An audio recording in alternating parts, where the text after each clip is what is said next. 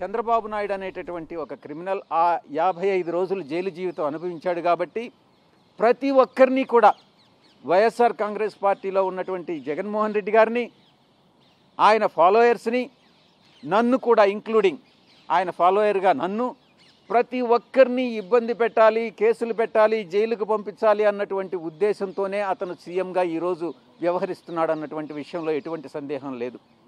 కార్యకర్తలందరూ వైఎస్ఆర్సీపీ కార్యకర్తలందరికీ కూడా కొన్ని వేల కేసులు వందల వేల సంఖ్యలో కేసులు పెట్టడం, తీసుకెళ్లి కార్యకర్తలన్నింటినీ పోలీసుల చేత హింసించడం ఇదే ఒక ప్రధానమైనటువంటి అంశంగా పెట్టుకున్నాడు. నిజంగా ఈ కేవీ రావు అనేటటువంటి ఒక అబద్ధాల కోరు, ఒక బ్రోకర్ 4.5 సంవత్సరాల కాలం పాటు తనకు అన్యాయం జరిగితే ఏం చేస్తూ ఉన్నాడు?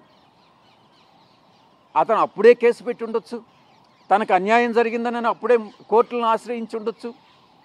ఇప్పుడు చేయడంలో ఆంతర్యం ఏముంది?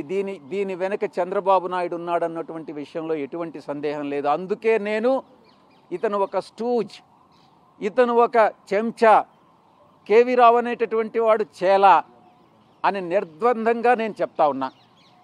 మళ్ళీ మేము అధికారంలోకి వస్తాం.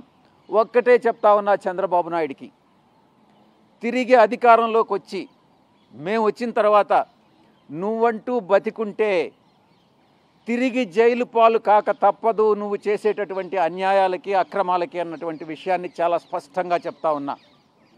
నా పైన 21 కేసులు ఉన్నాయి. నేను ఎక్కడికైనా విదేశాలకు వెళ్ళాలంటే court, CBI court Hyderabad permission కావాలి.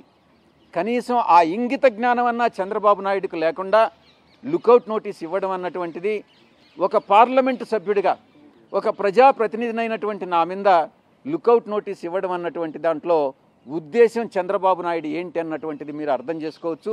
ఈ విషయం మీద ఈ లుకౌట్ నోటీస్ ఇవ్వడంలో ఒక అల్టీరియర్ మోటివ్ ఉంది.